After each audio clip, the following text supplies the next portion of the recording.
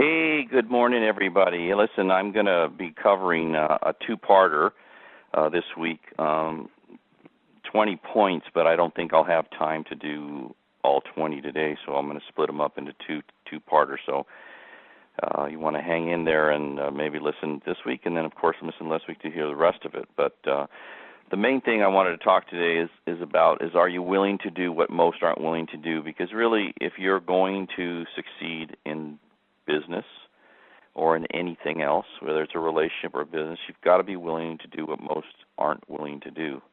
And so we'll start with the number one. Number one, are you willing to make a total, unadulterated, unwavering commitment? A bridge-burning, win or die type of commitment. You know, this is what I found is virtually no one's willing to do in any part of their personal business life. And the sad part of this is your unwillingness to make this kind of commitment automatically prevents you from realizing your dreams.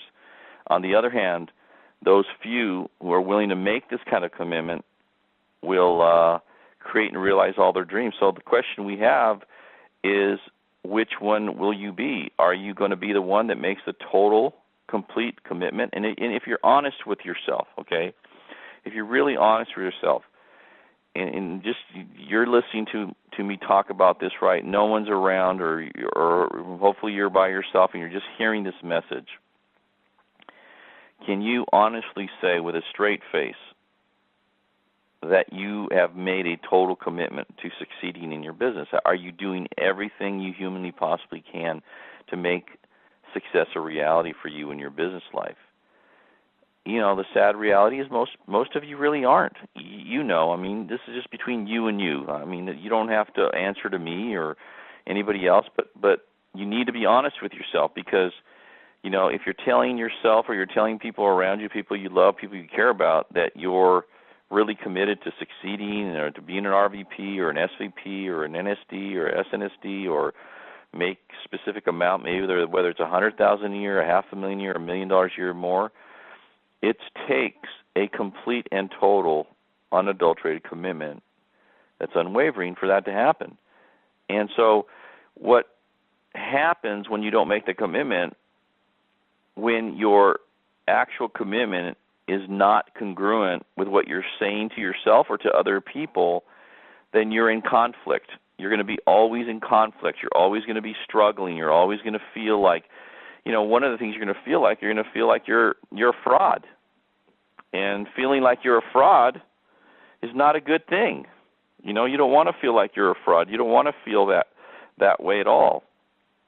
You know, you want to feel like, you know, you're doing those things, because the one thing you can't fool is you can't fool yourself. You can't fool your subconscious. So you can try to fool everybody else, but you know. And when you don't feel good about yourself, when you aren't completely committed to a cause or to some sort of objective, right, the likelihood of you accomplishing anything is about zero. So you got to ask yourself, are you willing to make a total, unadulterated, unwavering commitment, a bridge-burning, win-or-die type of commitment? If you want to win big in your life, in business, you have to do that. You have to make that decision.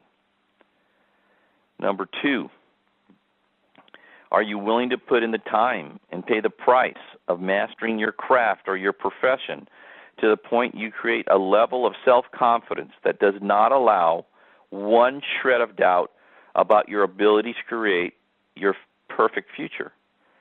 The vast majority of people never pay the kind of price necessary to have that super high level of self-confidence, which is necessary to do great things, because they don't. There's always that little shred of doubt preventing them from winning at the level they're capable of. So when you're not paying the price, you know, if you've put in the time to master the 7 fundamentals, which I'll talk about in a second, or to master leadership, or to master the products or services or whatever, right? You know if you've actually done that or not. And so if you haven't, then you're always going to lack that level of confidence that's going to allow you to inspire people to do business with you, and especially to follow you. You're not going to be sure of yourself like you need to be sure of yourself. So you need to say, are you willing to pay that price that gets you to that place where you have, every time you go on an appointment, whether it's a recruiting appointment or a sales appointment, you are going in there because you paid the price to prepare with complete confidence that if these people that you're about to meet with are live, are qualified, are the right kind of people, that the likelihood of you closing them and having them follow you or become a client of yours is super high. You want to feel that feeling. You don't want to go and going, oh, I hope this works out. I hope they buy. I hope they don't come up with an objection. I hope, right? That is a terrible way to go into an appointment if you're really serious about winning.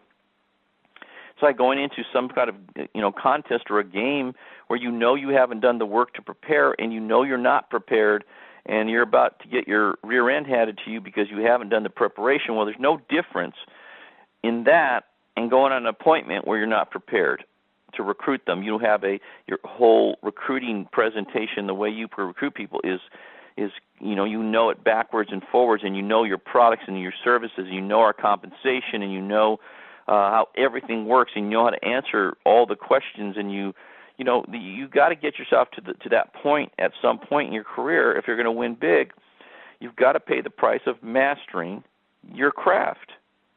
Look, if you're going to do something, if you're going to be involved in Primerica, if you're going to become a representative, and you're telling your spouse or your partner or your family or your teammates or your upline that you're going to you're here and you're going to be successful, then you've got to be willing to pay that price to master everything, to get so good at the business that you can't lose, that it's not possible for you to lose, that you feel like there's no way I'm going to fail at this. I mean, that's the thing that I did when I got involved.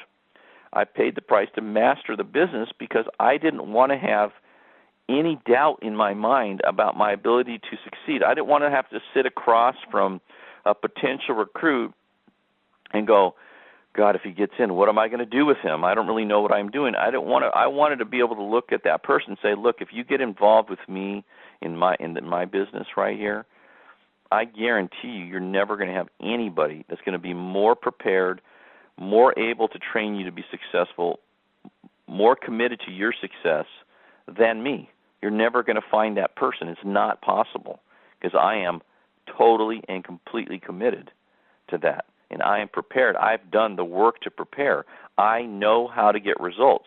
If you follow me, if you follow my example, if you do what I teach you to do, I guarantee you're going to be successful. You need to get to that place at some point. I know if you're just new and you're just starting, okay, that's not going to happen overnight, but you've got to be moving in that direction. You've got to be thinking every day and acting every day towards that end to getting yourself to that place. You've got to do that. Number 3, are you willing to teach the 7 fundamentals to your people to the point that any committed agent that you have in your business is every bit as good as you are? Because the number of people who have done this, folks, it's minuscule. As a result, very few people produce real money-making regional vice presidents. See, you can never produce quality people who succeed on a large scale without equipping them. It's not possible. This seems to be lost on virtually all the regional vice presidents that I've run across. Instead of really developing people, they rely on motivation, which is always short-lived. You can move somebody for a week or maybe even a month if you stay on top of them and stuff, but ultimately they've got to get to the place where they are really well trained, they know what they're doing, and they have a high level of self-confidence. They're not going to keep going through motivation. And what happens if you're not around to motivate them, right? Can't spend time with everybody all the time. You've got to be building a business.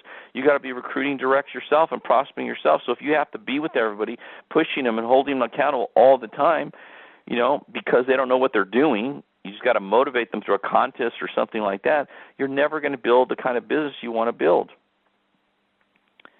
So as the saying goes, right? Give a man a fish, you feed him for a day. Teach a man to fish, and you feed him for a lifetime. So it's baffling to me why so few people ever get, which to me has always been obvious common sense. The reality is that you have to do that. So my wish for you is for more of you to get this, to know that in order for you to really succeed on a large scale, in order for you to build a big base shop and then ultimately a big hierarchy that has leadership that is producing other leadership independently of you, right? I mean, like an example is Rick Suzy, who produces Mark Younger, who produces, Mark Rolls, and on and on, right? Mark Rose, who produces Gerfine. I mean, that's leadership that produces leadership that produces leadership. And I didn't have anything to do with all those people, a little bit maybe, okay? But mostly it was through having a leader like Rick, or having a leader like Chris, who produces Brendan Merton, who produces Brandon Neal, who produces Jeff Felstead. Okay, well, how does that happen? Do you have that going on in your business? Well, unless you teach people really, really well, the first people that are your directs that are working with you, unless they're really good, that can't happen. You have to do that. You have to make that commitment. You've got to teach those directs of yours and those people in your base shop. You've got to teach them those 7 fundamentals, which are simple. And I know I repeat this over and over because you can't get bored repeating yourself in this kind of a business. You've got to repeat because people forget. You've got new people all the time, right? That are like on this call, every week we have new people that don't even know what's going on yet, right? So you've got to repeat yourself over and over again. The 7 fundamentals are simple. If you master them, you will win. If you master them and you work, you prospect and you set appointments and go on appointments, you're going to win. And they're simple.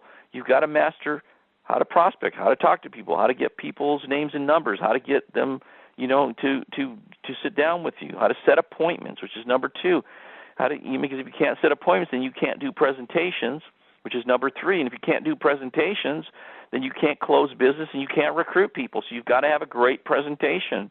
And then after you do that, when you do presentations, guess what you get? You get objections. I want to think about it. I want to talk to my agent. I don't have any time. I don't make decisions on the first visit, all these. So you've got to learn how to overcome all the objections because they come up. I don't care who you are and how good you are, you're going to have them. So you need to know how to overcome those objections. And then you need to know how all the products and services work. You need to know how life works, how the mutual funds work, how our prepaid legal works, how everything works. You've got to know how they work because you have to know how to answer the questions, and you need to know how to market them because you have to know all the features and benefits to explain to people why it makes more sense of doing business with us, purchasing our products, and being involved with us versus another company or some other entity, okay? You got to know how to do that. You got to know those products because if you don't, you're not going to have self-confidence. Then you got to know once you do that, assuming you make them a client, you got to know how to recruit people. If they're qualified and they're the right kind of people, you've got to have a recruiting process. How do you recruit them? How do you get them from having a $500,000 shortfall and let them know that there's a business opportunity for them to reach their objectives much more quickly, that you can help them do that, that they are capable of doing it, and you have a system to do that. How do you recruit them? How do you get them involved? How do you show them that they have a need to be in our business? And they should be in our business because what we do is fantastic. What's your process for recruiting somebody at the kitchen table? And then you've got to be able to get those new recruits, assuming they get involved with you. You've got to have a system, a way of getting their list from them and getting them excited about taking you to see that list, about getting on appointments. You got to make sure you have a way of doing the process that you follow, that you teach to your team. So you've got to have all these 7 things down, and then you got to have a process of teaching these things to people so that they can be successful. If you're succeeding right now, if you're doing well right now, you essentially have those 7 fundamentals down. The problem, there's a few of your people have them down, like you do. So you got to be willing to do that. You got to be willing to teach. Number 4, are you willing to stay committed to teaching the 7 fundamentals, even if you're bored to tears going over and over the same things time after time? You're hearing the same questions, giving the same answers as if it's your first time, right? Can you stay committed to teaching these things, or are you going to get bored like so many people do? I've seen that very few people are willing to do this. It could be because they use the excuse like, I'm just a type A personality, I don't have the patience for that. Well, that's stupid if you want to get big and make a lot of money, right? Or you believe that winners win and losers lose, so why bother? I don't need to train them. The winners just win and the losers lose, and, any training doesn't make any sense. That's stupid too. Or maybe you simply don't believe that if you really train people, it's going to lead to you winning big and them winning big. If you believe that, that's a tragic mistake you're making. Look, there is no way for anyone to have, a world-class productive organization without highly, and I mean very highly trained people. It's not possible. The longer you avoid this reality, the more elusive building something great that operates without you becomes. Just imagine, just take a second right now, and I want you to imagine having an army of super trained, confident, results-oriented people who don't need you around to succeed and get results because they're so well trained. They know what they're doing. They're able to do those prospect, set appointments, do appointments, close, overcome objections, recruit, and get people in the field without your help. You have a bunch of those people. You have 10, you have 50, you have 100, you have 1,000. Okay? I want you to imagine having all these people that absolutely know what they're doing. Okay? Super trained people. What would that look like for you? Well, let me tell you something. It's never, ever going to happen if you don't commit to becoming a great trainer of these men and women that you get involved in your business. It's not. It's not going to happen. Any great organization, regardless of whatever it is, okay, if you think from a military standpoint, there's a certain group of people that are just, they're in the military. And then there's elite groups like the Navy SEALs or the Rangers or, Green Berets or whatever, okay? What's the difference between a Navy SEAL and a regular enlisted guy in the Navy? What's the difference? It's the level of training. It's the level of training is so far advanced, so superior to the normal enlisted person. It's not funny. Same thing's true with the Rangers or the Green Berets or whatever, high-level force that there is, okay? The difference always in the highest level of any organization is the level of preparation and training those people have. It's like, why do people go on to get advanced degrees, right? Because they have a higher level of training. Guess what happens to those people? They typically make more money, right? Or look at the difference between a general practitioner doctor and a neurosurgeon. What's the difference in the two? Well, the difference is the level of training. What's the difference in the income? I don't know. A GP makes $100,000, $200,000 a year, and a high-level neurosurgeon makes $1 million, $2 million, $3 million a year. I don't know. What do you think? Think training makes a difference? You think? Maybe? Right? It's always the training.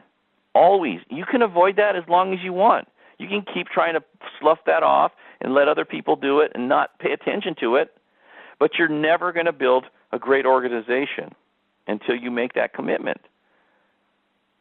Even if most people don't work out, and they don't, I understand that, but the ones that are serious, the ones that stick around, the ones that are showing up to your meetings, the ones that are going full time, they deserve to be trained at a high level. You need to train those people. You need to get them to a high level of competence. Number 5, are you willing to work whatever hours it takes to get the job done? Really? Are you? Are you willing to do that? Look, the number one question I would get when recruiting was, how many hours will I have to work? People used to ask me that and benefits. As soon as they say that, my first thought is employee, lifetime employee. Employees ask about hours and benefits. Owners never ask that question. All they want to know is ultimately, how much can I make? What could I build it to? what could I sell the business for down the road? What's the payoff for doing the work? That's what I want to know. They don't care about hours. They don't care about benefits. They're not thinking about that. Look, if you make enough money, buy your own damn benefits. If I'm making $1 million a year, I can pay for my own vacations. I can pay for any kind of health care I want. I can pay for a car. I don't need to get a company car. I can pay for it myself. I would rather make $1 million a year and pay everything myself than make $100,000 at a job with a car and some benefits. It's ridiculous asking about benefits. Look, my answer when people would ask me that was, if you're able to accomplish all your dreams, goals and dreams, make the kind of money you want to make, does it matter what hours you have to work? Does it matter? Come on. People whose life experience is being an employee see success in terms of how little they have to work to get paid. Look, winners never put a time limit on getting their goals and dreams accomplished. I never for 1 second thought about how many hours I was going to have to work. All I ever thought about is what I wanted to accomplish, which is to be debt-free, financially independent, and live like I was on vacation all the time, right? And I never lost my focus on that. The hours were incidental. You see, once you win, you don't ever think about how many hours you put in. I don't think ever about all the hours I put in. Look, when you're debt-free and you're financially independent, you're traveling first class, you're eating first class, you're living your life as if you are on vacation, which is what way I live my life now, right? Some people don't like it. It's too damn bad. I did what I had to do. I saved millions of dollars. I built a big business. I do what I want to do when I want to do it, and I don't answer to anyone other than my wife, and I'm never going to answer to anyone. It's not going to happen. I did exactly what I wanted to do. I don't like answering to people. I don't like having to answer to anyone. I will never answer to anyone. That is not in my DNA. I got in Primerica so I could be free and would never have to answer to anyone. And I did that. I saved my money. I got debt-free. I make a lot of money. I don't have to answer to anyone anymore. I did that intentionally. That was my goal. That was my dream. Look, I did all the things I'm talking to you about what you need to do right now. The things I'm saying to you right now, the things I've said to you in the past, right? I did all those things. I'm not talking about doing something, do as I say, not as I do. I'm telling you, I did all these things. I did all the things you need to do to win. And today, the commitment, the hours of work, the rejection, the personal development, all the personal development, the money I spent on that, all the training I did, it all seems like a distant memory. It's like it feels like it never actually happened. You know what it feels like right now for me? It feels like it was another life. See, all I know is I'm so thankful that I did it, and I know that there's a few of you who make this kind of commitment I'm talking about, right, are going to feel exactly as I do now. It's impossible to put into words how good it is to win in life, to be debt-free, to be financially independent. I wish I could explain it to you. It's not possible, the freedom you feel, personally and professionally. But it doesn't come without a price. And there is a toll those willing to pay will enjoy a life few are able to experience. And you'll be part of a fraternity who are perceived as lucky, just like I am. But we all know the truth. There's no such thing as luck. Some of you are willing to commit and do the work, and some of you aren't. And if you're not, guess what? You can have a job. You can have somebody to answer to. You're going to have limits on your income. You're going to have limits on their lifestyle. You're going to have limits on where you live, limits on what you drive, limits on how you travel, limits on where you eat, limits on everything. Your whole life is going to be filled with limitations unless you make that commitment. It just is. It's as simple as that. You might not like hearing it. You might wish it was different, but it's not. You got to be tough to win. Not tough physically, tough mentally. Most people are weak mentally, folks. They're weak. Things get a little hard, a little rough for them, a little setback here or there. Person quits. Maybe their income goes down a little bit. Maybe things aren't exactly like they thought they were going to be. They're weak. They start whining. They start complaining. They start looking for excuses. They start looking for scapegoats. My upline doesn't do this. My downline doesn't do this. My wife doesn't support me. My husband doesn't support me. Whatever. All kinds of excuses. I'm a woman. I'm a man. I'm black. I'm Mexican. I'm this. I'm that. All kinds of excuses. Look, folks, winning is just freaking awesome. I'm telling you, it is. It is so worth it. It's just ridiculous. I mean, just a perfect example, okay? For me, my birthday is February 14th, so that's my birthday. Last night, we went to celebrate my birthday with my kids because, it wasn't working out for the 14th. So last night was a Sunday night, and we went to one of my favorite restaurants in L.A. called Medeo. It's an Italian restaurant, really great restaurant in L.A. And I had all my kids there and my grandbaby, and we had such a great time. And dinners, I don't know, it's $1,300 or something like that. I mean, which seems crazy. We didn't go to Applebee's where, the dinner would have been, $150 or something like that. We went to a great restaurant with unbelievable service, great everything, great ambiance, great wine, it's just an experience. It's not just food, it's an experience. I like doing that. I like being able to do that. See, some of you going, that's crazy doing that. But see, because you haven't experienced it. You don't know the difference. It's like the difference between staying at Motel 6 and the Four Seasons or the Oriental in Tokyo, right? The Mandarin Oriental. I mean, when you stayed in great places, you can't stay at the Motel 6 anymore. It just doesn't work. Once you've driven a great car, right, you can't drive a Hyundai. You know what I'm talking about? Once you've done it, you can't. Like, I belong to 4 country clubs. I'm a golf nut. My dream, I love golf. And I play a lot of golf. And I belong to 4 incredible clubs, right? It's private golf where you don't have to make a tee time. You just show up and you just tell the starter, listen, I want to go out 15 minutes. We're going to hit a few balls and we're going to go out. And you go out. It's not like you have to make a tee time. And the courses are in unbelievable shape. And you have a caddy. And look, folks, that's different than playing muni golf, where the courses are all beat up and the greens are just suck, and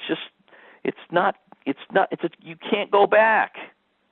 And you maybe think, well, Hector, you're a snob. I'm not a snob. I did the work to create that situation. You can do that. The reason I'm saying this to you is that you are in the same position to do that. You're no different than me. I just been at it longer. I made the commitment I'm talking about that I'm saying that you should make if you want that, if you want an amazing life. I don't know what turns you on, all right? I like eating great food. When I travel, I like staying in the absolute best locations. When I go to a new place, right, we're staying in a hotel, I go to the concierge and I say, what are the top 2 or 3 best restaurants in town that money's not an issue? I don't care what it costs. What are they? And that's where we go. And that's what I do. That's just what we do everywhere we go. We do that. Okay? I like living that way. I like not flying coach. I like being in first class where you'd have more room and they feed you good food and wine and whatever, okay? I like it. Sue me. I like it. I like that. Why would you not like that? I like that in the homes I have, they're professionally decorated. They look like houses out of Architectural Digest. I like that. I like that. I like that when I buy Jan a piece of jewelry, it's something special. It's something awesome. It's not just something at Kay's Jeweler or Zales or someplace like that, or William Pitt where I used to work. I like it. I like it. I have granddaughter. I love you. We go shopping. We go and we just go, let's get that for Frankie. Let's get that. And before you know it, we got 10 outfits and all kinds of stuff. We do it all the time. I like being able to do that. I like that the fact that I'm the go-to guy. Jan's father got sick and had a stroke, and he has to be in a facility. It's not cheap, folks. Guess who's paying for that? I am. Because nobody else could do it. I like being able to do that. Number 6, are you willing to face rejection over and over again to get to your ultimate success? Look, so I never looked at no as no. I looked at no. When somebody said, no, I'm not interested, no, I'm not going ahead, no, I don't want to join, I looked at it as either they didn't understand what I attempted to convey clearly enough, or I wasn't able to explain it in a way that they could understand it. So my reaction every time I got a rejection was that their no was to get better at what I was doing, to improve my presentation, to improve my ability to communicate, to improve my ability to communicate how our products worked and what that meant to them and how it impacted them and why they're great and what the difference is going to be in their life by them getting involved either as a client or as a partner in the business, right? I looked at when somebody was saying no to me and when I was hearing no, I needed to get better. I didn't think, oh, maybe I'm not cut out for this. I never thought I wasn't cut out for it. I always thought I'm just not good enough yet. I need to get a lot better than I am right now so I can begin to have better results. When you're hearing a lot of no, what it says is you need to get a lot better than you are right now. The only thing stopping you from getting better, becoming great, is you. There's no one in your way preventing you from mastering those 7 fundamentals, from mastering the business, from knowing what you're doing, from getting great at it. There's nobody standing in your way. There's nobody with a shotgun aimed at you said, look, if you practice really hard and you study, I'm going to shoot you with this gun. You're doing it to yourself. Look, my reaction was just to get better at my craft, at my ability to explain the features and the benefits of what they ultimately meant for them in a clear, in a simple way so they would feel comfortable going forward with the business or becoming a client of mine. Look, I never looked at people saying no to me as them saying no to me, but as them saying no to themselves and their dreams. People say no because they either don't fully understand the full ramifications of what we can ultimately do for them and how it benefits them, how significant that benefit is, and how it exactly impacts their life if they don't, or if they do. And also if they don't believe they can do it. Like if you're trying to recruit somebody, you know why people say no to recruiting? Because they don't believe they can do it. Or they don't believe that making the commitment will do what you say it will do. So the only solution is to just get better. If you're losing at anything, the solution is to get better. If you're playing tennis and you're losing all the time, guess what you got to do? You've got to get better. I just played in one of our club championships at Bighorn, and I was in the final match. It was match play club championship. I lost 2-1 on the final. I had three putts that if I had made them, I would have won that match and been the current club champion of Bighorn. And I missed those putts. It was, guess what I do? I go, I'm going to quit golf now? I'm not cut out for this? No. I've got to work on my putting. Obviously, I putted poorly, all right? Doesn't mean I can't do it. It means I putted poorly. It means I need to work a little harder at putting. in the business, if I don't recruit somebody, I got to get better. I got to get better at explaining this, get better at getting them to believe they can do it, get better at getting them to see how simple it is, get better at the business. If it's somebody I'm trying to make a client in, and they're saying no, I've got to get better at explaining how this F&A is going to change their life, how I'm going to help them get out of debt, how I'm going to help them accomplish their goals financially, how I'm going to make their retirement so much better, how I'm going to allow them to help them to educate their kids, how that's going to happen exactly, so they understand how doing an FA and implementing it's going to change their life financially. I got to get better at explaining that in a way that they understand it. I got to get better. It's always getting better. The only solution is just to get better, folks. If things aren't going well, your income's down or whatever, guess what you got to do? You've got to get better. Look, if you're constantly focused on getting better at what you do, and I mean being totally committed to being the very best, right, then life will automatically get better for you. Believe it, because it's true. Number 7, are you willing to follow up? Follow up, follow up, follow up some more. Look, few people are willing to professionally follow up. So what happens, people assume that you aren't really serious about what you do, where you're going, and your commitment in your profession. Look, you've got to follow up like crazy. If you're ever going to be successful, you've got to be a follow-up king or queen. You've got to be relentless at following in a professional way, not bugging people, but following up. Like, for example, what I would say to somebody, I followed up with Rick Susie for 18 months. I called him. I'd pop by his work.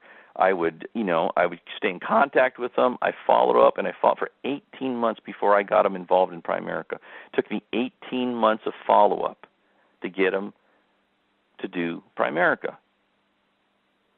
Well, guess what? He makes a couple $1 million a year now. He's a multimillionaire. He's got a business that's worth, $15 million. I don't know what it's worth. It's worth a bunch of money. Okay? It was follow-up. And then, guess what he did? He did the same thing with Mark and Sue Younger.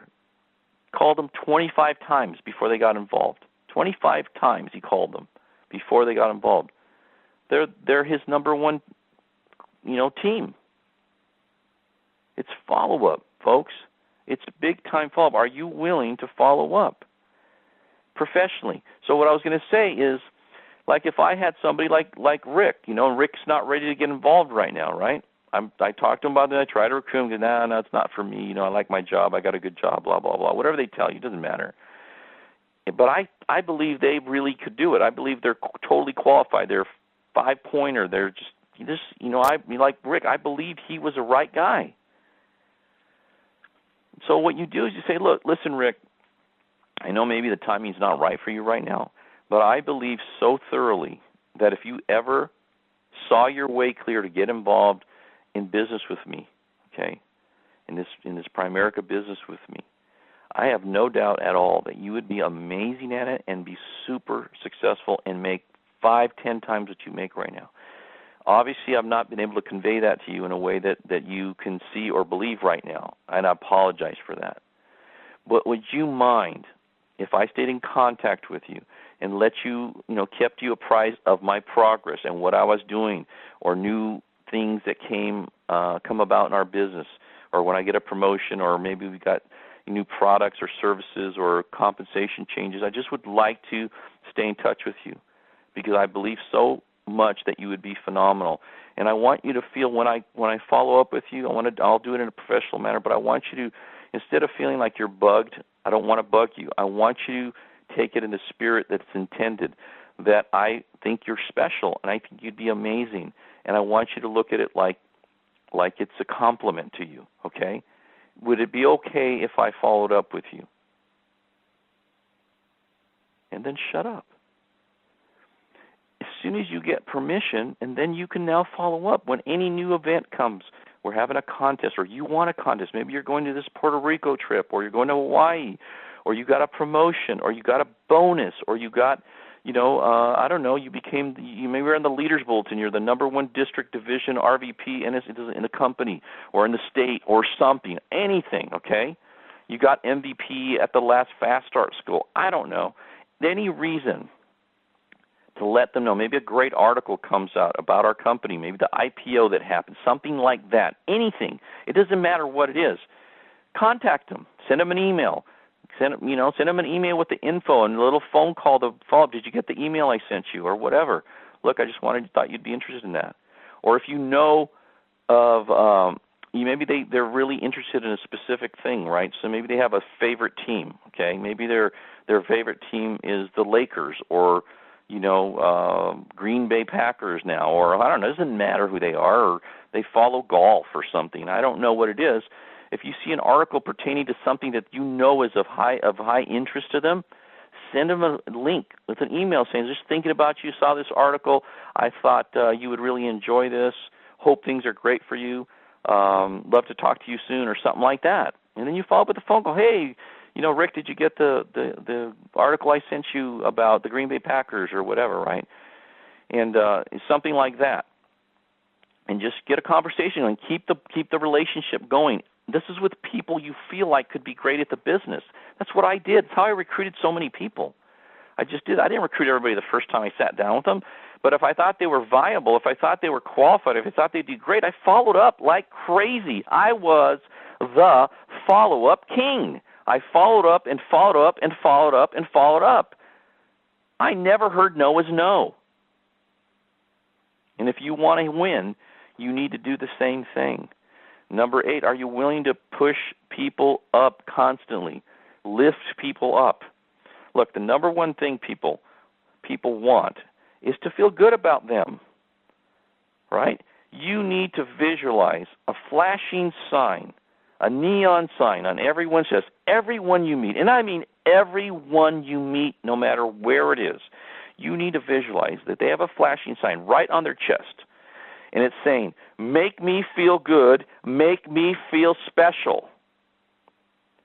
Look, when you are with anyone or talking to anyone, your number one objective is to have those people feel better about themselves, after they have any interaction with you. And when I say this, I do mean everyone.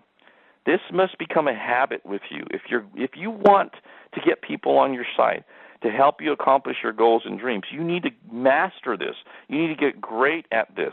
Look, we all need other people to get where we want to go. There's no one who gets there by their self. Nobody. In addition, even people who don't join you or do business with you right now, okay? You need to make them feel special. You want them to be your advocate. Even people who quit the business, you still want to make them feel special. You want them to be your advocates, relaying only positive things about you to others. So when they meet people, they have nothing but good things to say about you. You want to have an army of people who are on your side, who are selling you whenever anybody talks about you, okay? Look, it's a very small world. It's gone from 6 degrees of separation down to 4 degrees of separation, which means almost anyone you meet somehow knows someone who knows you. I guarantee it. This happens to me all the time, everywhere I go. So, what do you want them saying about you when your name inevitably comes up? To me, it's pretty clear. Okay? It never, ever makes sense to slight people or to be rude to anyone at any time. Look, I've always, the way I operate my life is I look at everyone as being connected to me. Like as they're part of my family. Like last night, we had that dinner with my family. It makes me so happy to be with my family. I love my family so much. I can't even put into words how much I love my family. I would never do anything to hurt my family, right? I would never be rude to my family. I would never tell them anything that made them feel bad or dejected or rejected in any way. I would never. Everything I ever say to my kids, my wife, is always uplifting and positive. I would never hurt them because I love them so much. Well, I think that we need to feel. I know I do. I do that with everybody I meet, no matter who they are. Doesn't matter if they're the waiter or the help or whatever, a caddy, this caddying for me. It doesn't matter to me, right? My goal is to make them feel better about themselves after they're through with any interaction I have with them. Look, so if you believe that you're connected, would you slight or hurt or be rude to them? No, of course not. I hope not, at least, not intentionally. But I see people being rude all the time with waiters, bellmen, people who work for them, people who see who see them as not being able to benefit them in any way. I see this all the time. I go out with people sometimes and I see them, they maybe be rude to the waiter or, just not nice. Maybe to me they're nice because maybe they think they can get something from me, or they think it's an advantageous, kind of a relationship or something like that. So they're nice to me. Most people are nice to me, but I watch how people are with other people that they don't see as beneficial to them, And when I see them be rude, I'm done with them. I don't want anything to do with those people because that's who they really are. I don't want to be involved with people like that. It's like I work hard at creating a positive bubble around me with people who are forward-thinking, forward-moving. They're positive. They're inspiring. They're encouraging of my goals and my dreams. They hear something good happens for me. They're supportive. They love hearing it.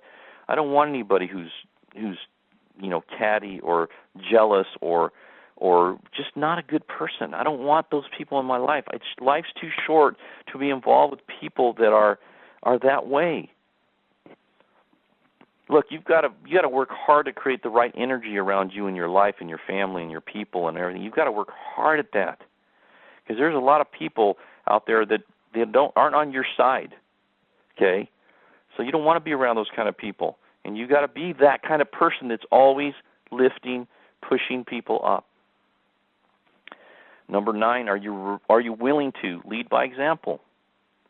When you have a volunteer army, as we do in Primerica, you can't force people to perform like you could if they were employees, right? Where you could threaten them. Look, if you don't get this job, I'm going to fire you, or I'm going to get rid of you.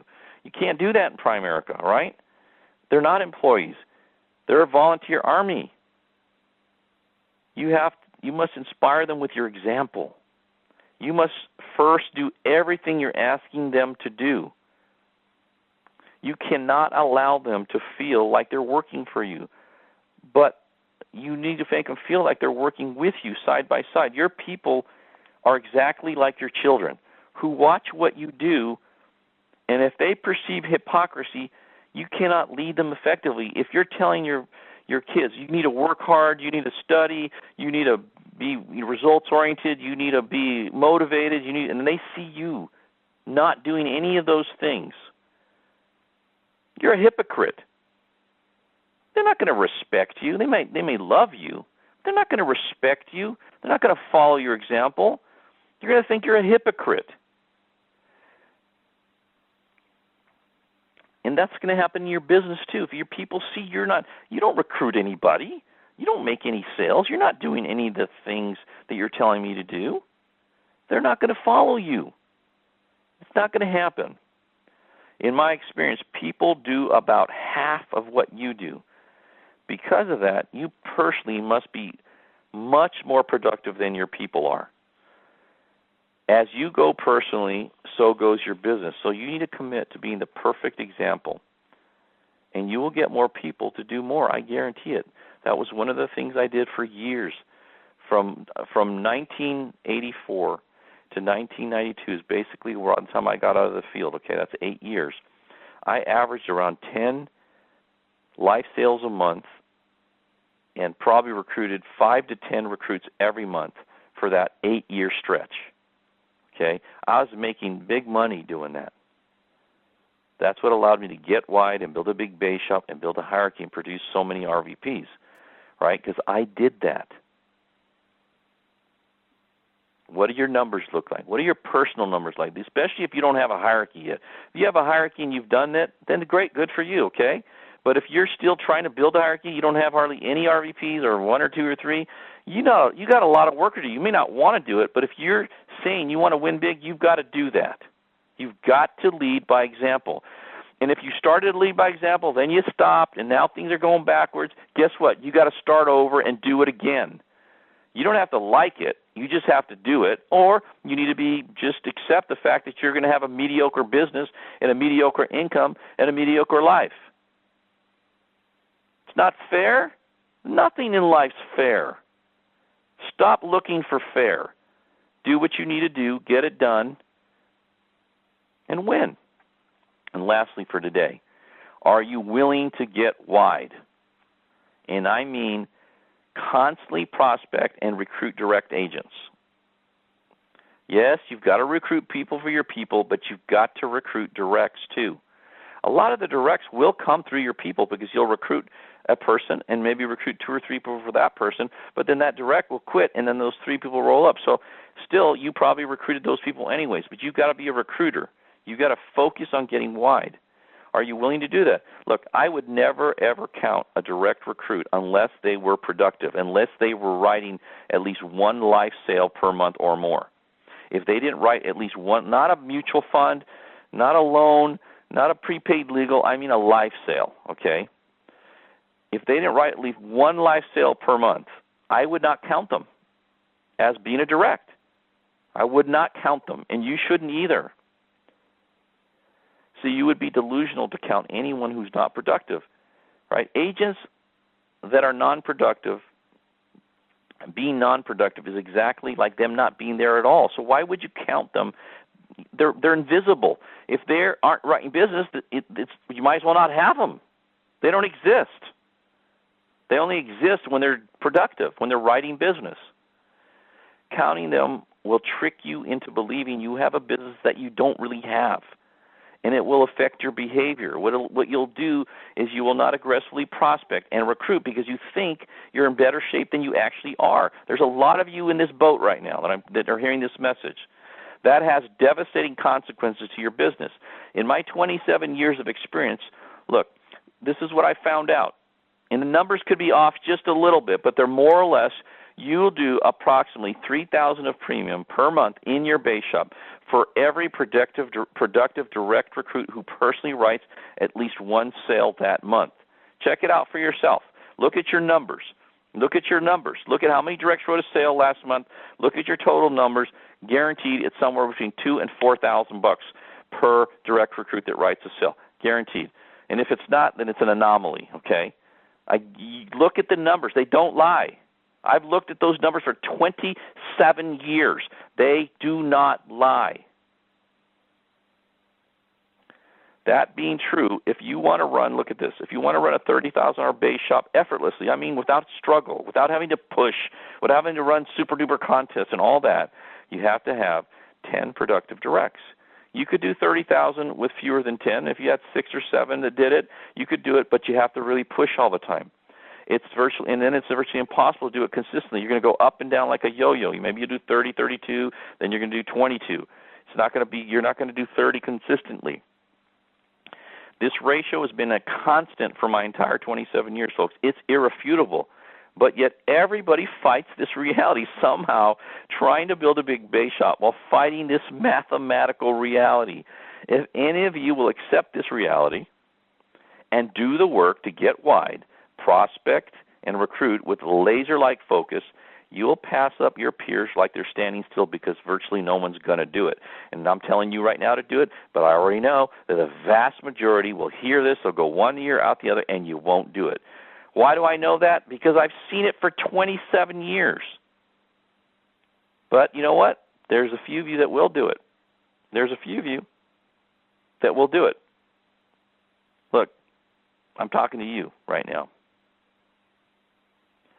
If any of you accept the work to get wide and recruit like a laser, like I said, this stumbling block with this focus, is it requires you to personally work prospecting and field training all the time. That's the part that gets people is they have to do it consistently over time. They got to work. People are very averse to working. And yet I see people fight this reality all the time. They're always fighting this with all their might and ingenuity. I see it happening. I have a bunch of directs who fight it. They all don't want to do it. I know. I can see it. And that doesn't mean I like them less. They just don't. I know. I feel sad for them because they're shooting themselves in the foot and they don't even know it. I've got tons of RVPs who fall into the same trap. I feel sad. Hopefully maybe this talk will help you a little bit. I don't know. But unless you get wide, you have no chance. That's what I know for sure. I see all of you bright, sharp people who could be ultra successful, but you never make the commitment to get wide. It's really sad. You're always looking for some easy way to get to the finish line. You're constantly frustrated because there's no easy answer. You keep fighting.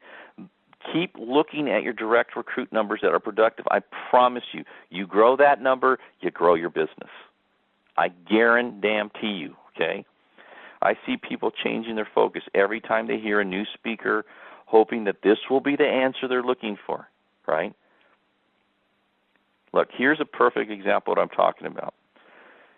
Those people who desire to have lots of grandchildren must have lots of children of their own in order to do that. Failure to have lots of children, which means getting wide, by the way, when it comes to family, okay, results automatically in fewer grandchildren. Case in point, my parents had 7 children. I'm the 5th of 7 children. Now they have 17 grandchildren and 4 great-grandchildren, with 5 more due in the next few months. 4 more on the way. So they're going to have a total of 9 great-grandchildren by the middle of the year. Look, Jan and I, we have 2 kids, Dak and Janae, and 1 granddaughter, Frankie. And 1 grandson, Dak's wife, Emily, is due in March, right? This is 2011. So we're going to have 2. Our hope is to have at least 4 grandchildren, but that's just a hope. You know, we don't have any say in that, and all we might ever have is 2. Do you see the difference? 2 direct children versus 7 direct children, more width, right? My parents got a lot wider than me, equals 17 grandchildren versus 2 grandchildren. Hopefully 4, but right now it's 17 to 2.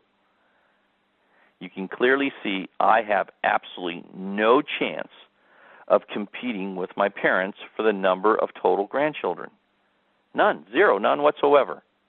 Just as you have no chance of competing with anyone who recruits directs, gets wide, and teaches those directs to be productive. You have no chance, none. So if you got 2 directs and the guy next to you's got 15 directs or 20 directs, you can't beat him no matter what you try to do, no matter what contest you run, no matter how motivating you think you are. You cannot beat them, ever. It's simply a mathematical reality that you cannot escape no matter how clever you think you are. You can try to beat it, but you can't. So quit looking for an easy way to build a business, accept reality, and get wide, folks. The numbers simply don't lie. They do not lie. Okay? All right, man. I hope this helped you. I hope you're listening. I hope you get it. That's all. I hope you get it. Hey, everybody. Good morning. Here's part 2 of Are You Willing to Do What Most Aren't Willing to Do, which most aren't, folks. And this is very, very good news for those of you who are. So we'll go right into it, man, because I just want to get this stuff done. I want you to hear this. I want you to implement it. I know I got a lot of messages from a lot of you last week regarding part 1 and how you're serious about doing this, and I'm very excited about that because I know those of you that do are going to have an amazing career, an amazing life. You're going to accomplish what you want. You're going to get where you want to go. You're going to have freedom. You're going to have that feeling of accomplishment. Your family's going to be proud of you. Your teammates are going to be proud of you. And most important, you're going to be proud of you. So here's number 11. Are you willing to learn how to professionally close sales and recruits? Listen, unless you pay the price to learn the art of closing, it will always feel like an uphill battle to make sales and recruit new people. I didn't like rejection at all. I don't like rejection. And I figured out early in my sales career that unless I learned how to professionally overcome the most common objections, I was going to be in for way too much rejection, which is what's happening to a lot of you, especially if you're new and you haven't yet mastered how to overcome objections. You're getting a lot of rejection, and then you're going to start feeling like there's something wrong with you, or you're not cut out for the business, or it doesn't work. And none of those is true. None of those statements are true. The only thing that's true is you are not good enough right now, and you don't know how to handle those objections. Once you do, you will start seeing results. Things will start moving in the right direction, and you'll start feeling like you can do this thing. Look, if you're able to professionally overcome the most common objections reflexively, this is the key, reflexively, without thinking, just boom, automatic, our business becomes a game that's fun and easy. If you stumble at every objection, the business isn't fun at all. In fact, it's painful.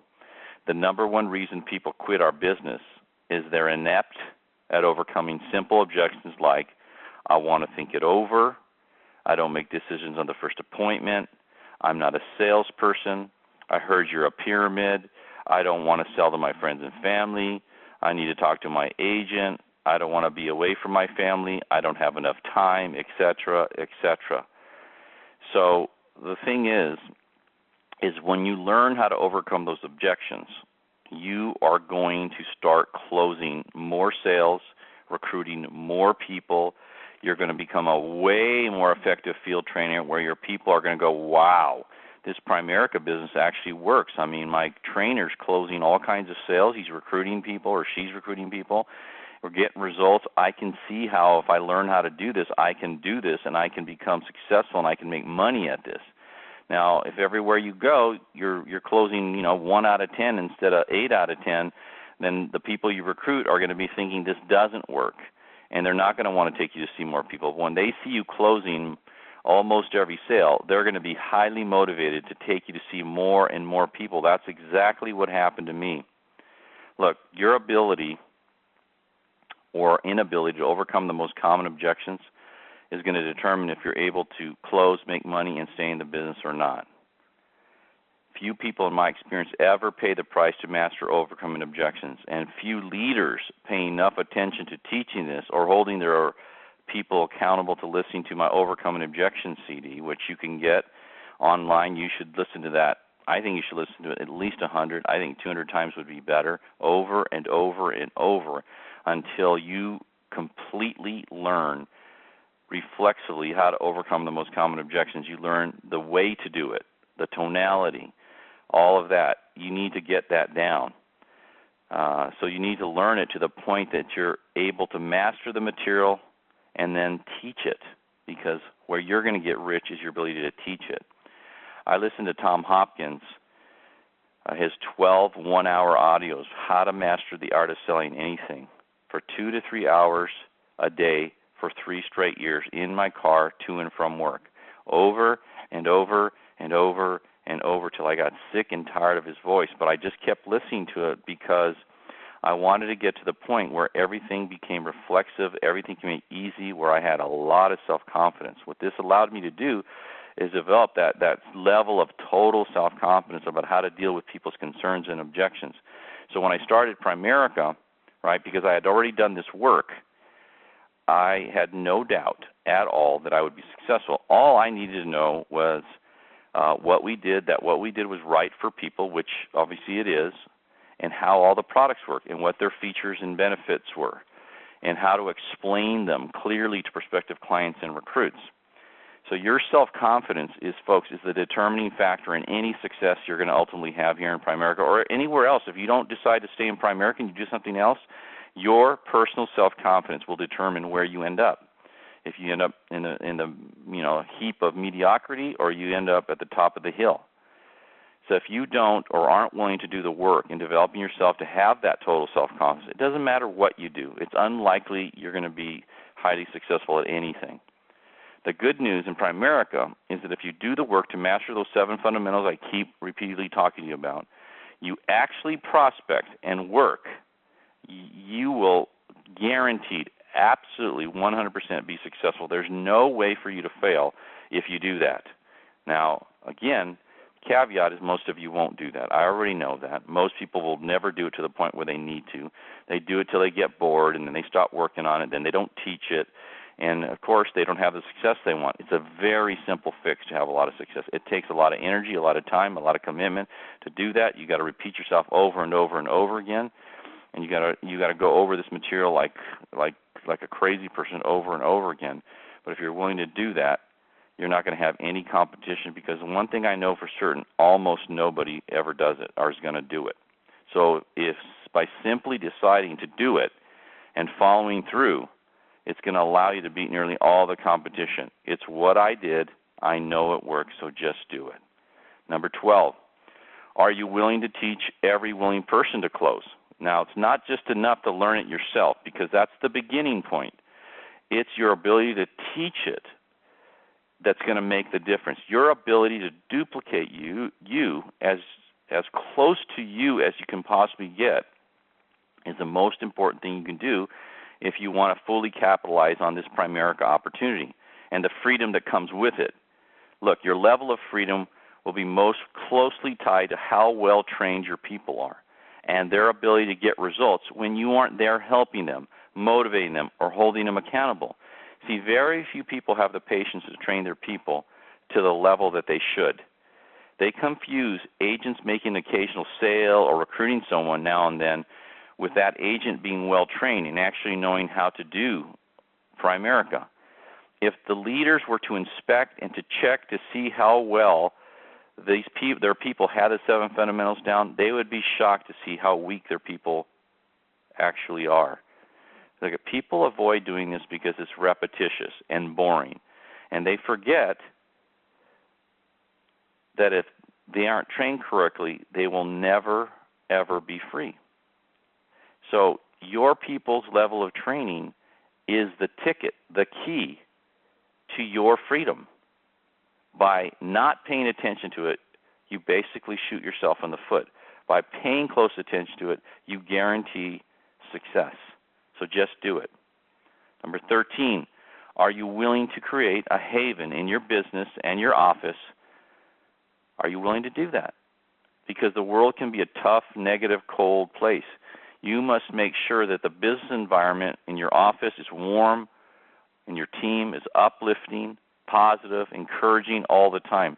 Look, there is no room for any negativity in Primerica. People must feel better about them and their future after being exposed to you and your environment than they were before.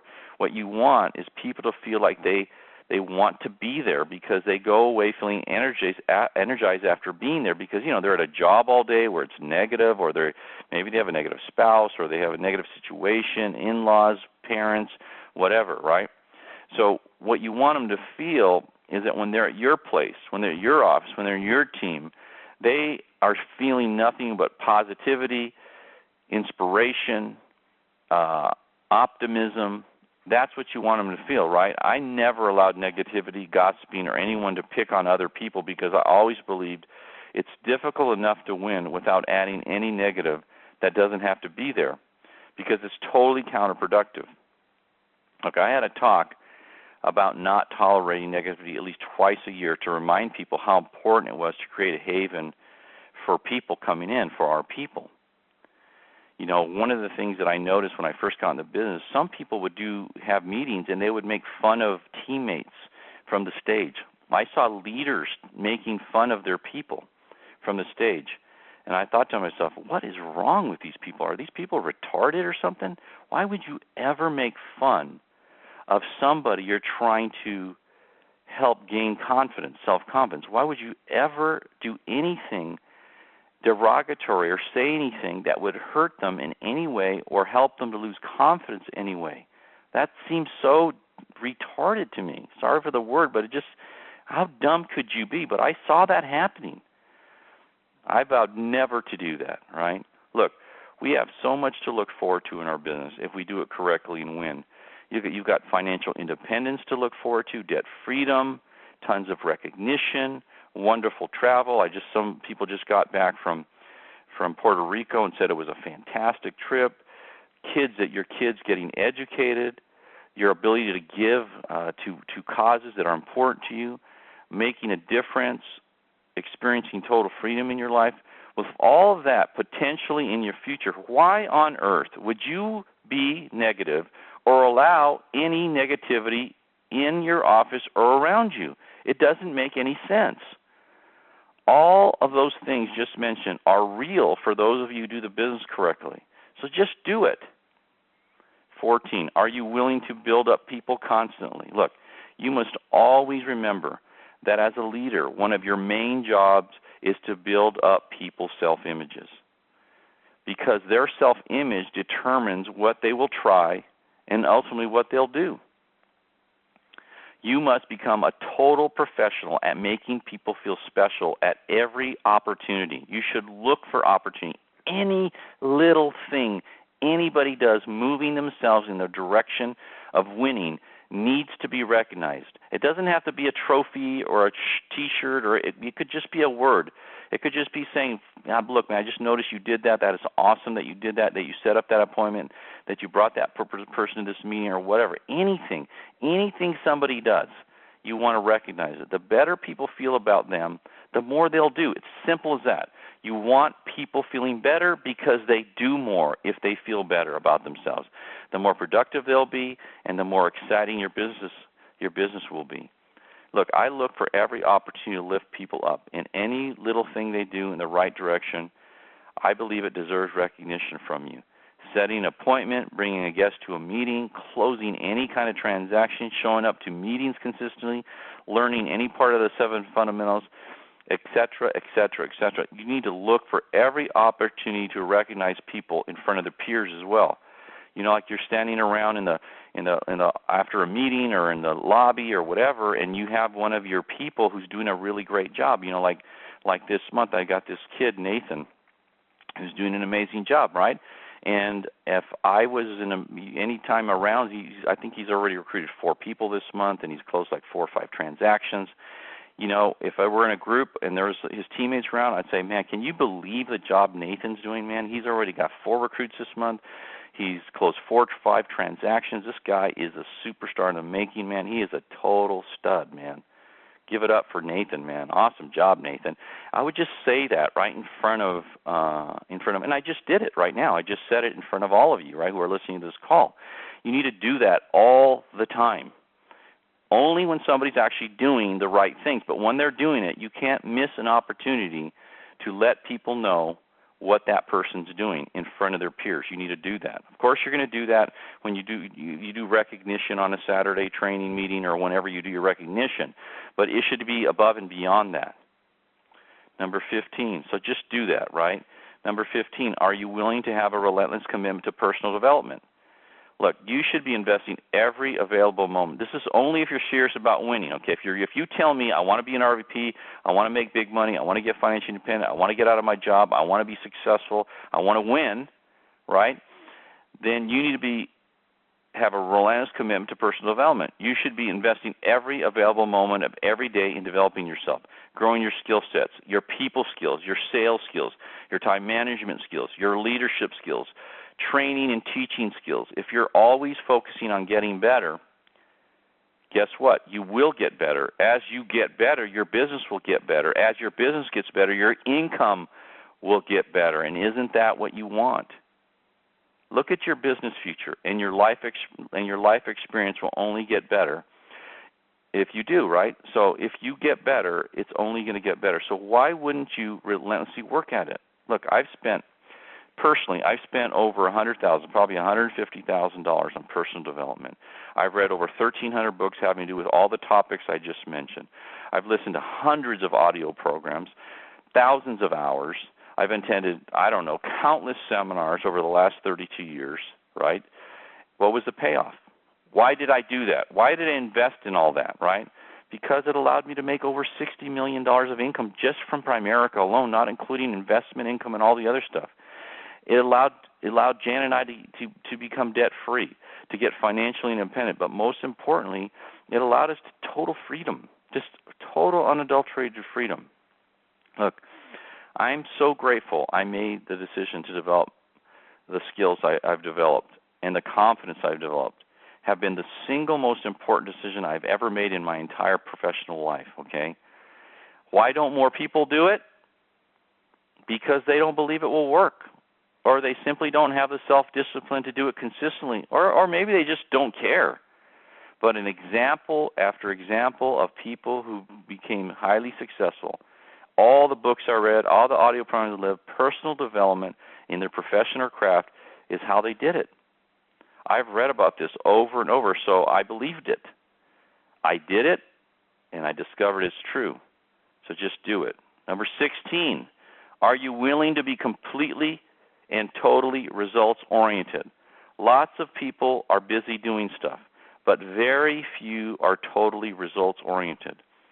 In the end, results talk and BS walks, folks. That may sound crude, but it's the absolute truth. Did I close every sale or recruit every prospect? No. But my complete intention was to do just that. So I prepared for that and was shocked and amazed when it didn't happen. I never went on an appointment just to visit and meet people. My full intention with every appointment was to make them a client or recruit them or both. If you plan on becoming a great trainer, you must be or become totally results-oriented. So if trainees get excited and believe in the business and that it actually works only when they see results on training appointments. So if you want more people to get licensed and stay involved in business, you must get results. I mean, close. Look, folks, you're wondering all the time, why aren't we having more of our recruits getting field trained? Why aren't more people staying in the business? Why aren't more people making money? Why aren't more people getting promoted? I'm going to tell you why. Because they don't see results when they get trained. They aren't taught how to get results. They don't know how to close, and as a result, they quit. That's the reason you see so much attrition in Primerica, and nobody seems to be addressing that problem. You don't want to be that person. In the end, everything you want is predicated on you getting results and your people getting results. So just do it. Number 17, are you willing to master prospecting and setting appointments? Look, people avoid prospecting like it's the plague because it involves potential rejection. Sadly, the very thing they must do consistently to succeed, almost everyone avoids because they can't stomach someone possibly telling them no. You know that's true for you. You know the reason you don't prospect more is you don't like hearing no. You don't like the feeling of what you perceive as being rejected. You know if you didn't care about no, if you didn't care about rejected, how many more people would you prospect? How many more attempts would you make? Well, it'd be limitless, wouldn't it? But because you don't like that, you avoid it like the plague. Look, you personalizing the word no is the big mistake you make, feeling like it's a rejection of you personally. You say no. Look, you personally, you say no to offers of all kinds every single day, don't you? Do you believe that you're rejecting the people who make those offers, or are you simply rejecting the product, service, or opportunity? Have you ever been offered a food sample at a store, like at a Costco or any kind of store, right? Where they always have these people out there with little samples of food and whatnot. I've seen that hundreds of times. When I say no thank you to the representative, I'm not rejecting that person, just the product, or maybe I'm just not hungry at that time, right? Maybe I just had lunch and I don't feel like eating another thing, right? I'm not rejecting them as a human being. I'm just saying no to the product. Just like when they're saying no to you, no to your appointment, no to the opportunity. They're not rejecting you personally. Look, if you believe what we do has tremendous value for those who avail themselves of it, as I do, you'd never take no personally. Look, a well-done, implemented financial needs analysis allows the family or an individual to become, number one, debt-free, financially independent, to protect their family from financial devastation, to educate their children, to retire with total dignity and comfort, to have security, to have less stress in their life. So someone saying no to this is actually saying no to a tremendous future. They're not saying no to you. The sooner you know this and you truly believe it, the easier hearing no and prospecting will become for you. Look, setting appointments and going on appointments is the only way you can build a successful business. There is no other way.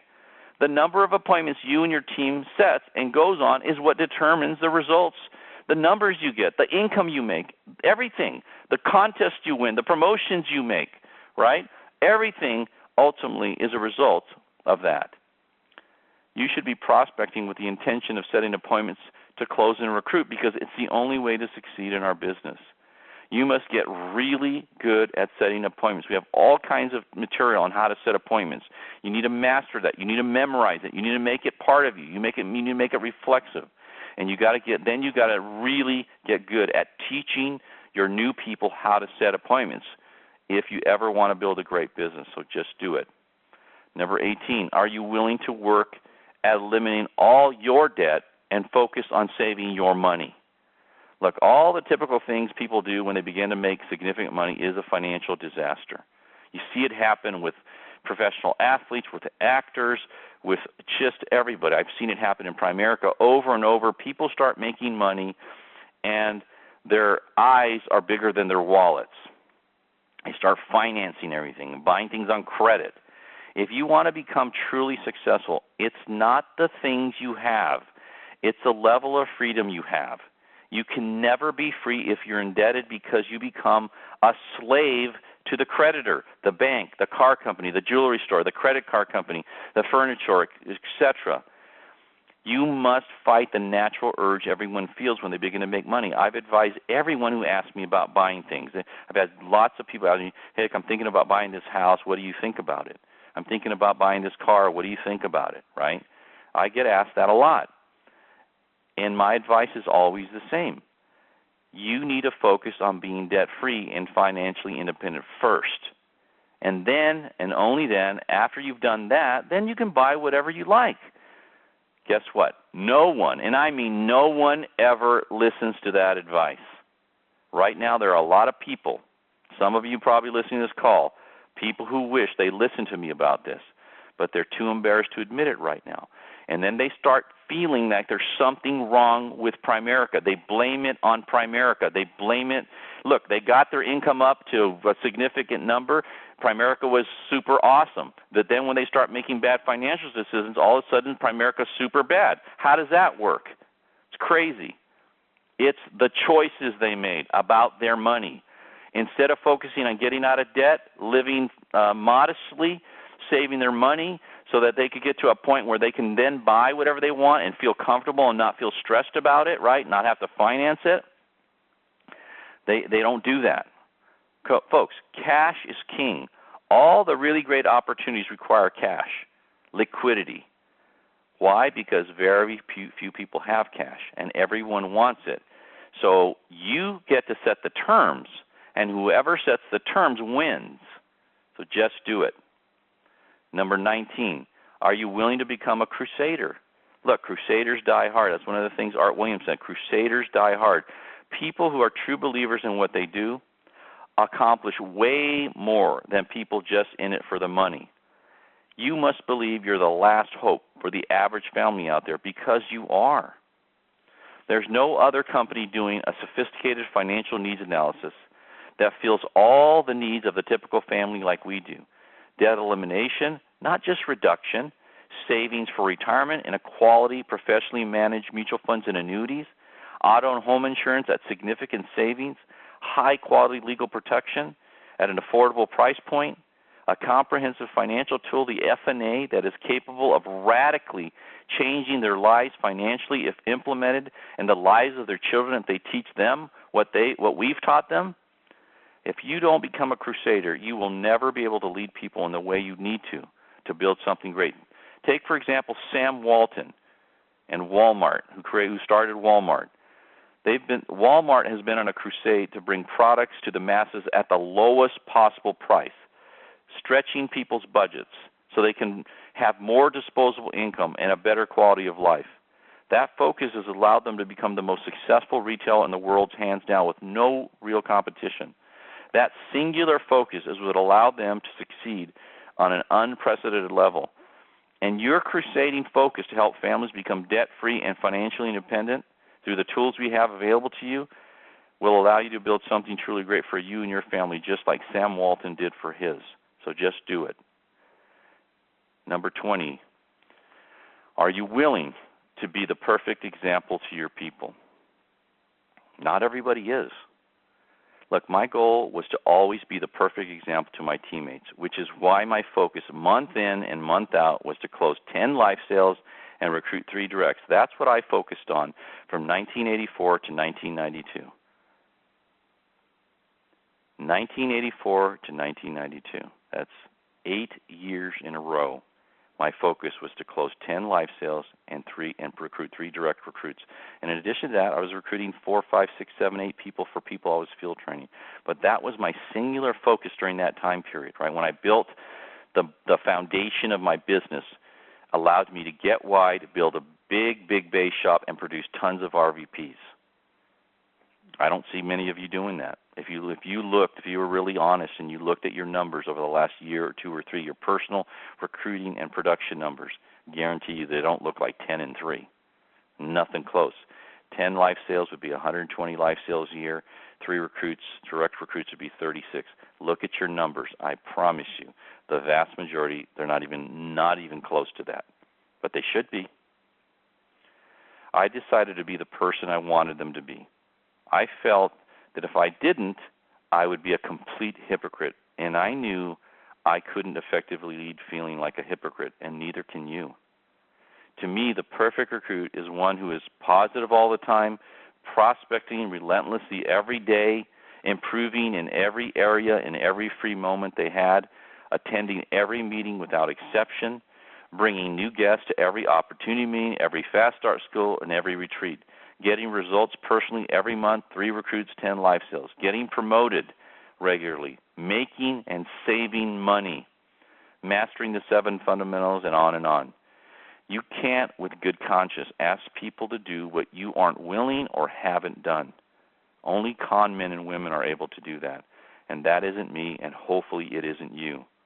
Only you know if you're a perfect example, and you're the one whose thinking matters most to your future success. I always imagined there was a camera on me 24 hours a day, like those reality shows you see today. If I wasn't doing what I was preaching, my team would see me for the hypocrite I am, or they'd see me for the true leader I am. This motivated me to do the right thing consistently, to always catch myself, to always make sure I was doing what I was asking them to do. If you don't feel really good about you, you have no chance to build something great that lasts and continues to grow. So just do it, folks. Just get it done. Look, folks, you are in such a prime position to do something great with your life right now. If you just would manage yourself and take advantage of your current situation. Just do it. Just do it, folks.